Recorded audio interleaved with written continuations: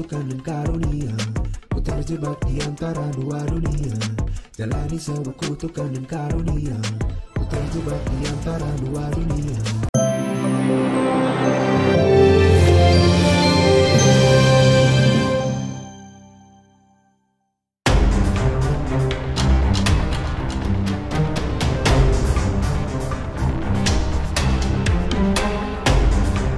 Pemirsa, artis Surya Utama atau yang lebih dikenal dengan panggilan Uya Kuya mengaku tetap memantau perkembangan pelaporannya atas Medina Zain terkait dugaan kasus penipuan dan penggelapan.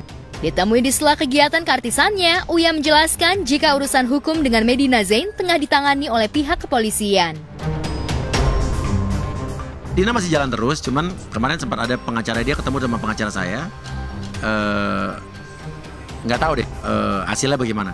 Karena saya sempat ke Amerika, saya serahkan sama pengacara saya itu aja. Si pantau. Kasusnya terakhir udah naik sidik segala macam kok udah apa ya? Udah berjalan pokoknya.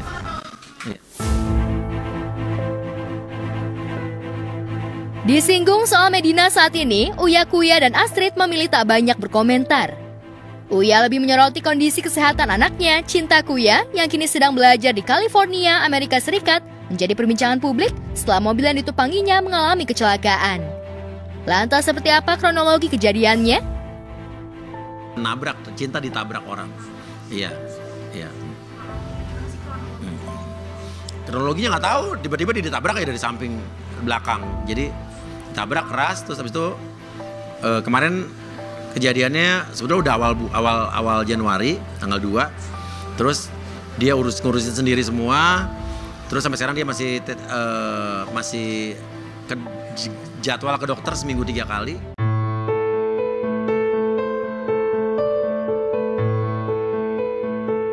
Uya Kuya dan Astrid yang ditemui mengaku langsung terbang ke Amerika mendengar Cinta mengalami kecelakaan. Menurut Uya, akibat kecelakaan, Cinta sempat dilarikan ke rumah sakit usai mobil yang ditumpanginya ditabrak truk dari belakang. Nah, itulah hebatnya Cinta. Waktu dia ditabrak, dia langsung telepon 911 polisi. Jadi polisi langsung jadi saksi dan kelihatan siapa yang salah. Jadi kemarin yang ganti asuransi yang nabrak. Karena kalau di sana tuh nyetir nggak bisa main-main. Kalau orang nabrak itu biasanya dapat poin kan. Nah nanti asuransi jadi lebih mahal. Kalau orang kena tilang, polisi, asuransi juga jadi mahal. Nah berpengaruh banget. Jadi di Amerika tuh serba hati-hati. Nah jadi tapi ini karena yang dapat poin yang salah yang nabrak, jadi yang ganti yang dapat poin adalah yang nabrak. Yang nabrak cewek juga dan lucunya ulang tahunnya tanggalnya sama Cinta, cuman beda. Dia lebih tua 3 tahun kalau nggak salah gitu.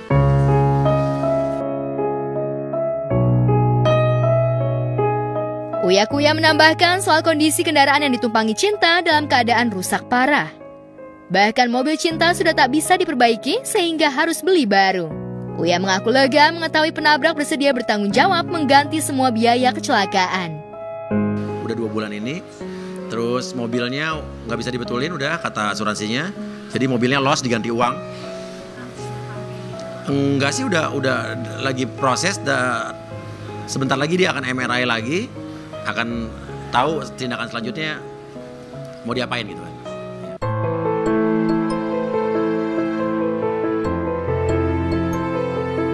Kini Cinta Kuya masih dalam masa pemulihan sekaligus sambil menjalani terapi.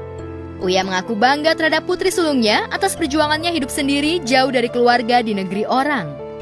Uya juga tidak terlalu banyak membatasi pergaulan Cinta di Amerika karena baginya Cinta juga masih bisa membatasi dirinya sendiri. Gue gak pernah membatasi Cinta untuk bergaul sama siapapun, tapi gue bilang sama dia, bergaul itu jangan sama orang Indo-Indo aja. Kalau orang bergaul sama orang Indonesia lagi nanti di sana kan harus bergaul sama semua orang dari semua negara karena kan sekolah internasional banyak pelajar dari luar negeri. Kita bergaul sama teman-teman Indo juga, teman-teman dari Amerika, terus dari luar Amerika juga yang lain, dari Asia, dari banyak. Nah sekarang Cinta temannya banyak dari China, dari Jepang, dari Singapura, dari India, Meksiko gitu. Teman-teman Amerikanya banyak dan dia bergaul banyak. Dan gue bilang sama Cinta, kenapa kalau kamu kuliah di luar negeri itu kan artinya kamu kuliah internasional. Banyak pendatang student internasional juga, dan itu kamu harus menjalin relation sama mereka. Siapa tahu di berapa belas tahun mendatang itu apa ya? Itu adalah link-link kamu buat kerjaan-kerjaan atau bisnis-bisnis kamu, ya kan? Kita nggak tahu. Siapa tahu nanti berapa belas tahun lagi teman kita yang dari Jepang ternyata dia punya bisnis apa di mana, kita sama merger gitu kan. Jadi gunakan kesempatan saat kita kuliah di luar negeri untuk bergaul sebanyak-banyak sama teman-teman internasional, itu aja. Sangat. Yang paling mengharukan ya adalah itulah. Kemarin saat gue nge-remake lagu yang Cinta Dulu Waktu Kecil, lagu Mimpi Terindah, kan sempat dinyanyiin waktu Cinta umur 6 atau 7 tahun. Terus dinyanyiin lagi sama Cinta waktu kemarin dia baru mulai kuliah. 19 tahun baru masuk kuliah, dinyanyiin lagi. Dan gue jahit tuh video klip dia kecil sama yang sekarang. Dan setiap lihat video klip itu gue kebawahnya pengen ya nangis lah, karena ngelihat dia tuh dulu masih kecil bisa dia gendong-gendong, sekarang udah bisa hidup mandiri di Amerika dan bisa ngerjain semua sesuatunya sendiri. Apa ya, LDRan ya pasti berat karena kan gue deket banget sama Cinta, cuman harus dibiasain, harus rela berkorban perasaan. Karena dulu tuh aku nggak ketemu Cinta sehari aja nggak bisa, jadi pulang malam malamnya pasti ke kamar Cinta dan harus lihat dia. Kalau bisa malah ngobrol dulu, walaupun dia udah ngantuk-ngantuk harus nanya hari ini ngapain gitu. Nah ini kan sekarang jauh nih LDRan, dia di Amerika, aku di Indonesia, cuman udah mulai terbiasa sih. Cinta so far oke. Kemarin semester pertama dia dapat A nilainya. Terus dia suka, terusnya dia senang sekolah di sana gitu aja. Intinya dia apa ya, semangat lah.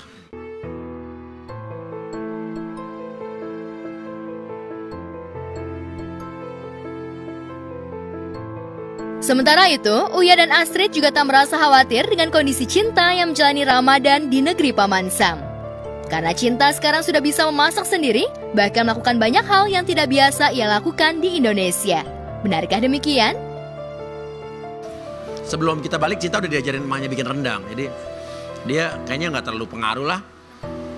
Puasa di sana, cuma mungkin puasa di sana kan lebih lama ya, waktunya lebih lama. Dan Cinta besok puasa pertama kali tanpa orang tuanya. Tapi tahun lalu udah kita biasain. Waktu tahun lalu, puasa tahun lalu saya sama Astrid yang justru puasa di Amerika. Cinta sama Nino berdua doang di Jakarta. Jadi mereka udah latihan. Cuman sekarang bedanya Cinta sendirian gitu. Kuliah di luar negeri jauh lebih mandiri anak.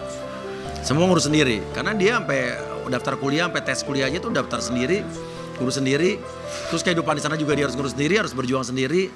Terus kalau kuliah di sana juga untuk dapat tambahan harus kerja, kalau mau ibaratnya masih mau makan enak gitu kan ya.